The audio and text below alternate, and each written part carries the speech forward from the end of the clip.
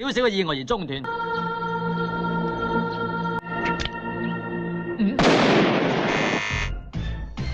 Halo bos-bosku yang dermawan, gimana kabar kalian? Semoga kalian semua sehat, banyak rezekinya, dan semoga juga dimudahkan segala urusannya.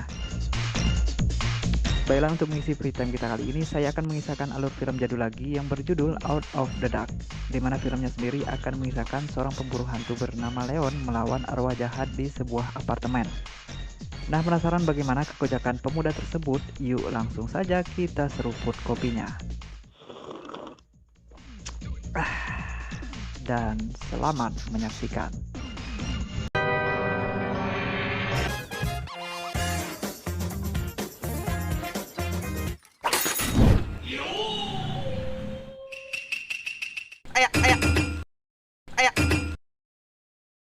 Cerita dimulai dengan memperkenalkan 4 orang security yang sedang menunggu barang-barang yang dilempari dari atas apartemen untuk diselamatkan.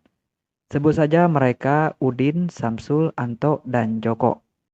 Ternyata yang melempari barang-barang tersebut adalah seorang wanita bernama Kuan yang memang sedang patah hati karena diputusin pacarnya. Namun sialnya, barang yang dilempari Kuan kali ini malah menimpa bos mereka yang bernama Tu Kimin.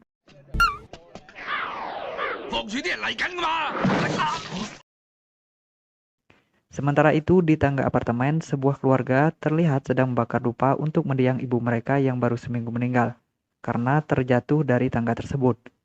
Sebut saja mereka bernama Paijo, Susi, dan Diki anak mereka.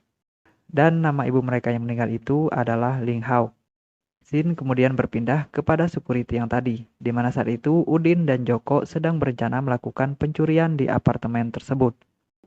Sementara itu, teman mereka si Samsul malah minta ketiban barang yang dilempari oleh Kuan lagi, karena putus asa ditinggal pergi istrinya. Saat itulah Tukimin datang memarahi Samsul karena menghalangi jalan, dan tak lama kemudian sebuah kulkas pun jatuh dari atas apartemen menimpanya. Setelah itu pun Paijo dan Susi datang untuk melaporkan bahwa Diki telah menghilang entah kemana. Samsul yang masih kesal karena Tukimin menghalanginya bunuh diri pun mengada-ngada bahwa Diki diculik oleh seseorang yang membuat Susi panik dan membuat kesal Tukimin.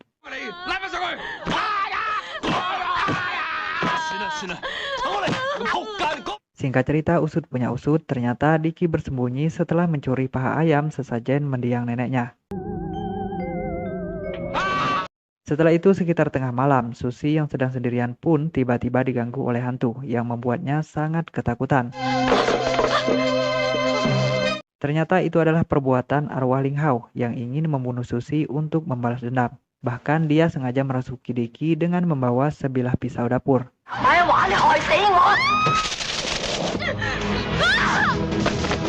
Saat akan membunuh Susi itulah seorang misterius berpakaian hitam tiba-tiba muncul menakuti Diki. Dan dialah Leon, si pembunuh hantu gila. Saya sebut gila karena Leon ini adalah manusia fenomenal karena tidak memiliki rasa takut sejak lahir. Dan bisa memulihkan dirinya dengan sangat cepat. Kembali lagi ke cerita, Leon kemudian mengejar Diki yang saat itu melarikan diri. Yang kemudian disusul juga oleh Tu Kimin dan Kuan. Sementara di sisi lain, kita lagi-lagi melihat Samsul yang berniat mengakhiri hidupnya dan kali ini dia ingin mensetrum dirinya sendiri. Namun sepertinya Tuhan belum mengizinkannya mati duluan. Kembali lagi kepada Leon yang akhirnya berhasil menangkap Diki. Saat itulah Leon tak sengaja menginjak tali kabel yang rencananya digunakan oleh Samsul untuk bunuh diri. Ternyata Kuan melihat reaksi Leon saat kesetrum tersebut dan langsung menganggapnya memiliki kekuatan listrik.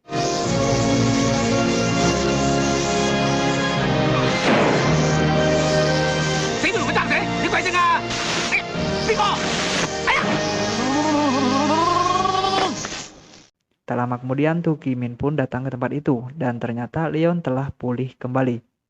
Saat itulah pihak rumah sakit jiwa datang menangkap Leon karena ternyata Leon ini adalah orang gila. Malamnya Kuan pun mendatangi rumah sakit jiwa tersebut dan ternyata orang-orang gila di sana kebanyakannya adalah orang-orang berbakat dalam banyak hal. Saat itulah Leon pun tiba-tiba muncul dan mengajak Kuan pergi ke apartemennya kembali dengan membawa bunga pendeteksi keberadaan hantu yang dia namai Lily.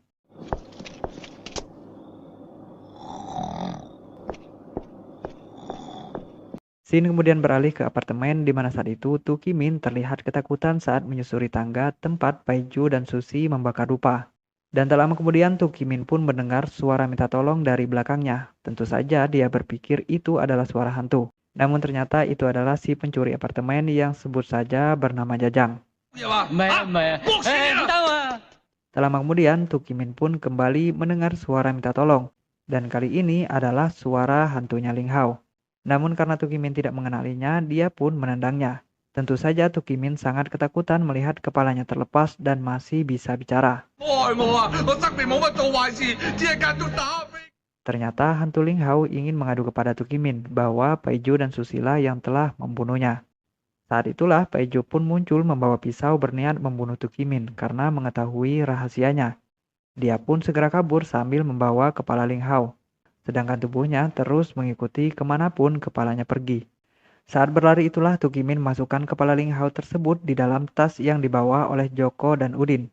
Dan tak lama kemudian tas itu pun direbut oleh tubuh Ling Hao. Mereka pun mengejar tubuh Ling Hao tersebut. Saat itulah Samsul yang tengah mabuk berat itu pun tak sengaja melihatnya dan berpikir itu adalah seorang wanita yang sedang merampok. Samsul pun ikut mengejarnya dan ternyata berhasil menangkap tubuh hantu tersebut. Namun entah apa yang merasukinya, Samsul malah memperkosa tubuh hantu tersebut.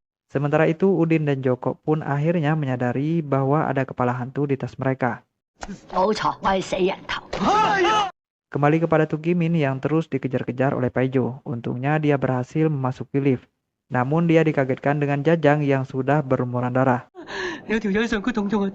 Dia pun segera membawa Jajang yang sekarat itu untuk menyelamatkannya. Saat itulah Susi tiba-tiba muncul dan berniat menikam Tu Kimin. Dengan kesadaran penuh, Tu Kimin pun malah menjadikan tubuh Jajang sebagai perisainya, yang akhirnya membuat Jajang makin sekarat.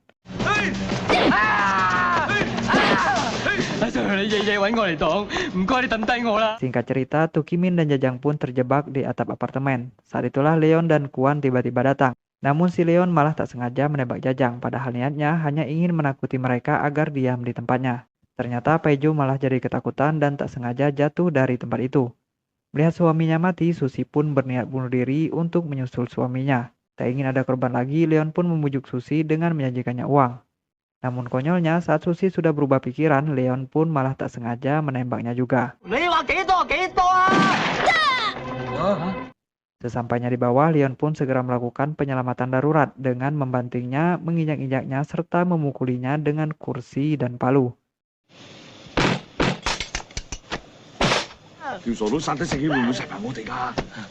Konyolnya, usaha Leon tersebut ternyata malah berhasil membuat Susi kembali hidup. Tentu saja Susi sangat kesal karena diselamatkan dan kembali bunuh diri dengan menembaki dirinya sendiri.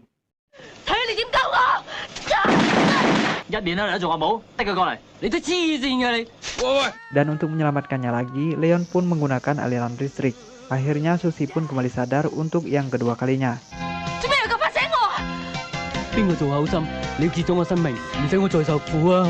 Namun lagi-lagi Susi berniat bunuh diri. Saat itulah Leon pun berniat melempari pistol yang dipegang oleh Susi itu dengan pisau. Namun konyolnya pisau tersebut malah mengenai kepala Susi sendiri. Akhirnya Susi pun benar-benar tewas di tempat itu. Singkat cerita, karena takut dihantui oleh arwah Paiju dan Susi, Tu Kimin dan anak buahnya pun minta Leon mengajari mereka cara melawan hantu. Pelajaran pertamanya dimulai dengan melawan rasa takut mereka dengan wujud yang jelek. Dan ujiannya adalah mencium seorang waria seksi. Namun nyatanya Samsul, si paling mesum pun tak sanggup menciumnya.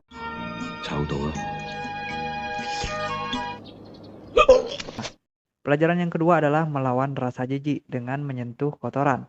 Namun saat Leon mengusap kotoran tersebut ke muka Joko, ternyata dia pun langsung pingsan. Dan pelajaran selanjutnya adalah melawan rasa takut akan kematian dengan cara memegang dinamit. Namun saat Leon mencontohkannya, dinamit tersebut malah meledak duluan. Setelah itu Leon pun berniat menunjukkannya kembali. Namun karena tangan kirinya masih dibalut, dia pun kesusahan menyalakan dinamitnya. Akhirnya dinamit itu pun meledak di mulutnya sendiri. Dan sekali lagi Leon dibawa ke rumah sakit. Setelah mendapatkan gigi palsu, Leon pun kembali mengajari mereka dan kali ini dinamitnya ditambah lagi oleh Leon untuk meningkatkan rasa takut mereka. Saat itulah Joko berniat mengundurkan diri. Leon yang tak terima pun melemparinya dengan granat yang membuatnya hilang dari peradaban.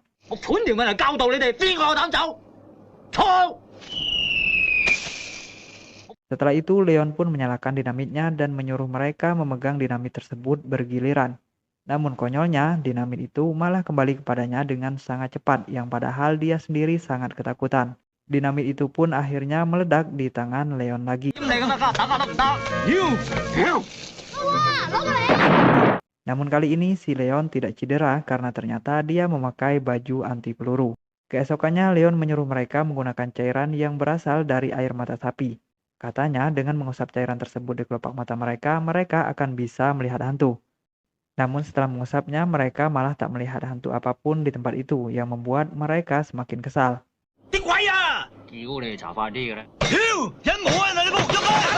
Saat itulah Leon pun tak sengaja melihat hantu berpakaian merah, sedang bersembunyi di balik tubuh nenek-nenek. Leon pun segera mengejarnya yang kemudian diikuti oleh Tukimin dan anak buahnya. Namun mereka-mereka ini malah salah sasaran yang mereka pikir itulah hantunya. Sementara itu, Kuan yang tadi kembali untuk mengambil tasnya malah benar-benar melihat hantu seperti yang dijelaskan oleh Leon. Kembali lagi kepada Tukimin dan anak buahnya di mana akhirnya berhasil menangkap wanita yang berbaju merah tersebut. Namun karena mereka ragu itu adalah hantu, Tukimin dan yang lainnya pun memegang buah dadanya bergantian untuk memastikan apakah jantungnya berdetak atau tidak. Merasa telah dipermainkan oleh Leon, mereka pun berniat membunuhnya. Tapi ternyata Leon malah menguji keberanian mereka. Dan memang tak ada satupun dari mereka yang berani.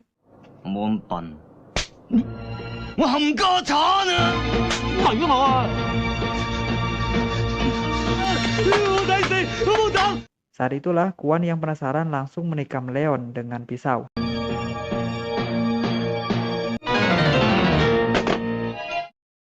Malamnya Tukimin beserta anak buahnya pun kembali bertugas.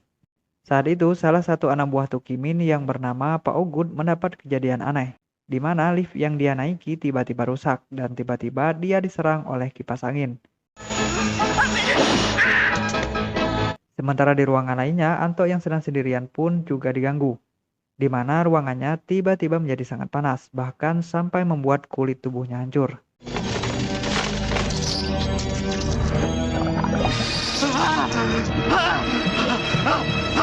Tak lama kemudian, Kuan pun ikut terjebak di ruangan tersebut. Saat itulah Tukimin dan yang lainnya mendengar teriakan Kuan yang kemudian memaksa menobrak pintunya.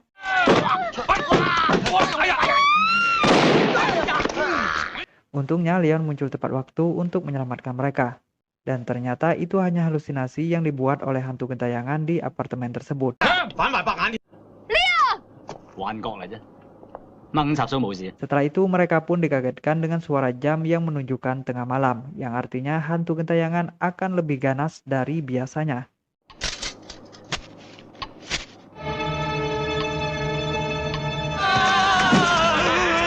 Tak lama kemudian Leon pun menyadari bahwa Kuan telah dirasuki oleh roh Susi. Tanpa pikir panjang, Leon pun membacoknya dengan kapak yang membuat arwah Susi tersebut kabur bersama tubuh Kuan.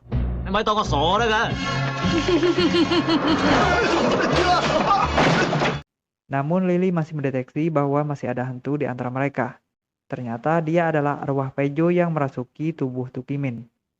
Tukimin pun langsung mencekik Leon bahkan sampai membuatnya muntah darah. Ternyata Leon belum mati dan segera mengajak anak buah Tukimin pergi melarikan diri. Saat berlari itulah mereka pun berhadapan kembali dengan Kuan. Namun si Leon masih meragukan Kuan walaupun kelihatannya dia sudah sadar. Dan ternyata arwah Susi memang masih di dalam tubuh Kuan dan berniat menikam Leon. Untungnya Leon telah menyiapkan perangkap di perutnya. Leon pun menggitarinya untuk mengusir arwah Susi tersebut. Setelah itu, Leon pun menyuruh mereka menangkap Tukimin untuk mengusir arwah Pejo yang ada di tubuhnya. Sementara dia sendiri mencoba menangkap arwah Susi yang entah sudah kabur kemana. Leon kemudian memasang kertas bening di koridor apartemen, dan segera mencari senjata khusus yang ada di kopernya. Dan konyolnya yang dia cari ternyata adalah snack untuk meningkatkan konsentrasinya. Tak lama kemudian, Lily pun mendeteksi adanya arwah jahat sedang mengincar mereka. Leon pun segera menyerangnya dengan ketapel dan hebatnya, langsung mengenainya. Arwah itu pun akhirnya berhasil ditangkap karena terjebak di kertas bening yang sudah dipasangi oleh Leon. Tak lama kemudian, rombongan Samsul pun tiba dengan membawa Tukimin. Leon pun memberikan arwah Susi yang sudah ditangkap itu kepada Parto. Namun konyolnya, arwah Paijo ternyata sudah berpindah ke tubuh Parto.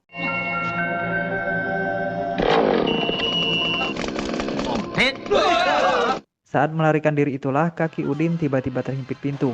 Akhirnya Udin pun harus tewas duluan.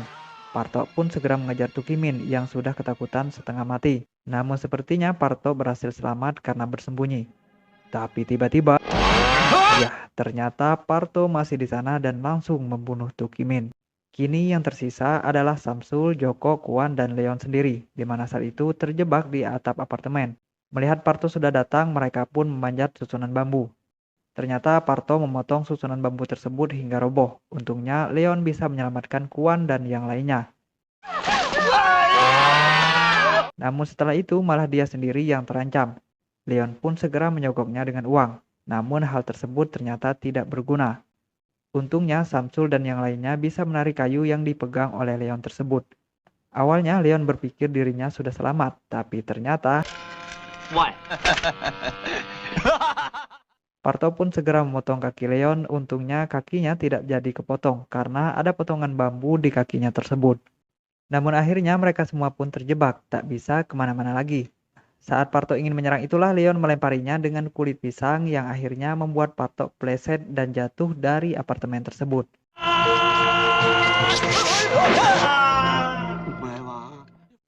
Namun ternyata Parto belum mati dan kembali menyerang mereka. Saat itulah Leon berpikir membunuh Parto dengan menimpanya dengan papan iklan. Namun pertanyaannya adalah bagaimana cara mereka merobohkan papan iklan tersebut, sedangkan mereka tak punya alat apapun. Akhirnya mereka pun menggigitnya beramai-ramai, hingga papan itu pun benar-benar roboh dan menimpa Parto.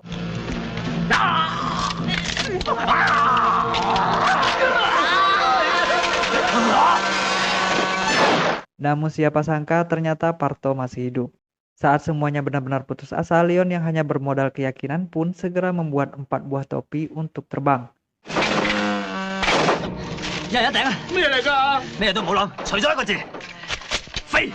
Dan ajaibnya, topi tersebut ternyata benar-benar berfungsi seperti yang diinginkannya. Hai, baling-baling bambu.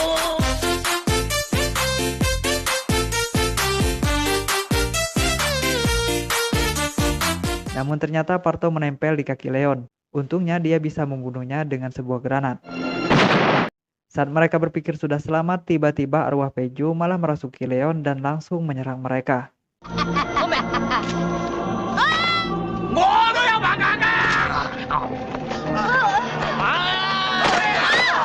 Akhirnya mereka bertiga pun terjebak. Saat itulah Leon dengan segala kekuatannya mencoba mengontrol dirinya dan meminta Kuan segera membunuhnya. Karena dengan begitu arwah Paijo baru benar-benar binasa.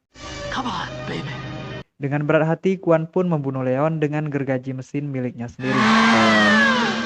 Singkat cerita, Kuan, Samsul, dan Joko pun berhasil selamat.